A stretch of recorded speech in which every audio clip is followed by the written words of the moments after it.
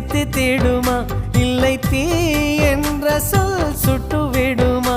அடவும் பேரை இங்கு நான் சொல்வதால் பூ பூக்குதே ஆச்சரியமா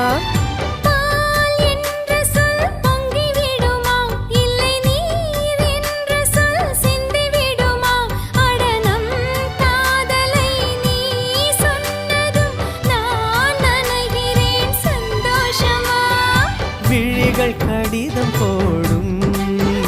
அதை இதயம் படித்து ரசிக்கும்